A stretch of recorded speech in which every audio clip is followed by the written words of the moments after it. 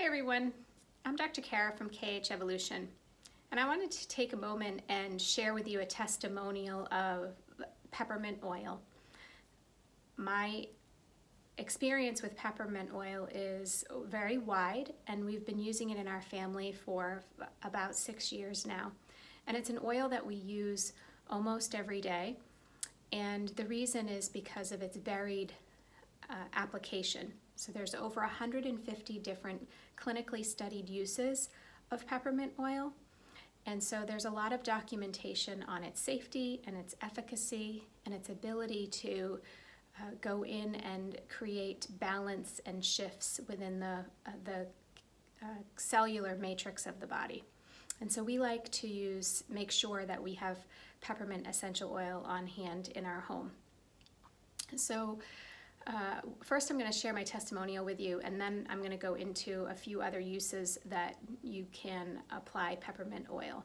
Before I talk about my testimonial, I want to just remind you that when I offer advice and support through my videos, I want you to realize that I'm talking about certified pure therapeutic grade essential oils. So they are oils where we know that we can depend on the action of that essential oil. So in our family, we prefer to use doTERRA, and if you're looking for additional information, I'm happy to share it with you. But here's my testimonial with peppermint oil. When I was just getting started with these essential oils about 6 years ago in my home, I didn't know a lot about them. I have a doctorate in natural health, and so I've studied herbs and nutrition supplements and many other natural healing modalities to bring the body back into balance. However, during that time that I was earning my doctorate, almost 20 years ago now, a lot of information that we currently have today about essential oils was not available. And so we were taught to be cautious, and I think that's true of anything that we use, whether it's prescription medications, over-the-counter medications, food, or other natural solutions to bringing our body into balance. We want to be cautious. We want to do our research. We want to make sure that that solution resonates with us, or we've done our due diligence. And so I was not brought up naturally. However, I've tried very hard to bring my children up in a natural lifestyle because I understand how critical it was to me in regaining my health. So my daughter had a sudden fever of 103.4 one evening. She was about 10 years old, 8 to 10 years old at the time. When she had a fever of 103.4, and I got the phone call to come and pick her up from her dance lesson, they asked if I wanted to give her Tylenol, and really the result was that Savannah, at the time, my daughter, did not know what Tylenol was. And so I'm grateful that they did not give her Tylenol because she didn't know what it was and was unfamiliar with it. And when I picked her up, she certainly was not feeling well and not at her best with a temp of 103.4.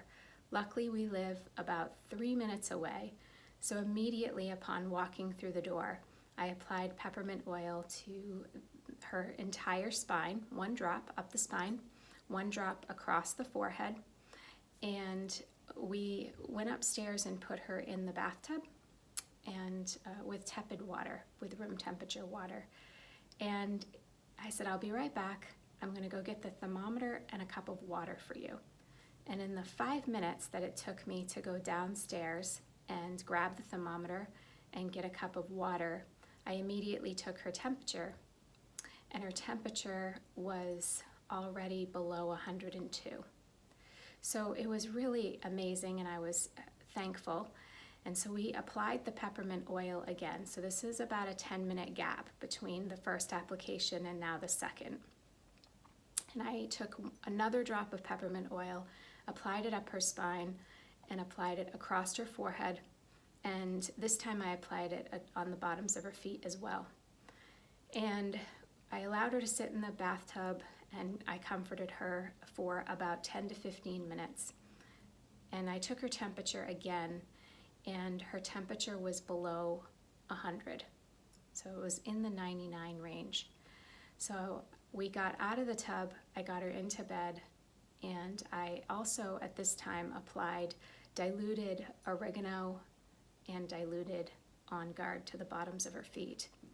And I thought to myself, although she's falling asleep now, I bet I'm going to be up several times throughout the night because she's going to be really uncomfortable. And to my amazement, she slept through the night.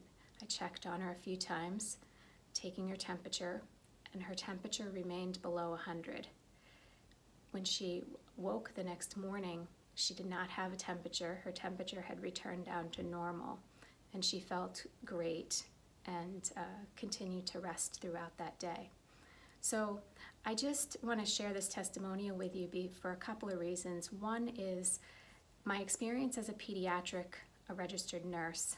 Never in all my years of working in that environment did I see or witness a temperature resolve that quickly and stay resolved.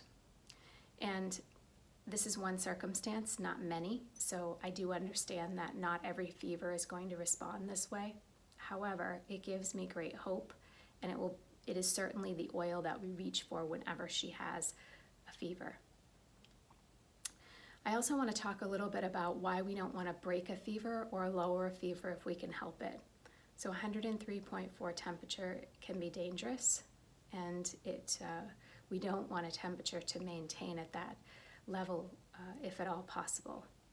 And so if I had given her an over-the-counter medication and it did not work the first time, I would have had my hands tied and been unable to administer more medication because they have limits.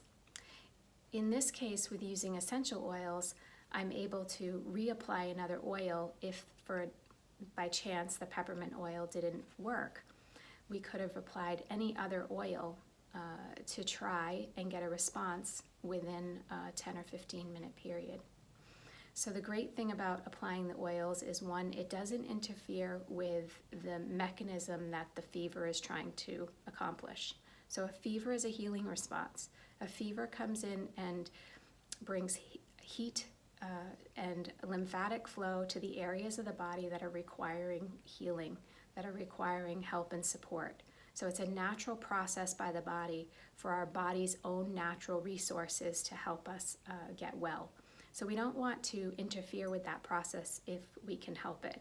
And when we use an essential oil, it works with this process in conjunction with it. So it's not interfering with the mechanism underneath that the fever is trying to produce, because we're not blocking anything.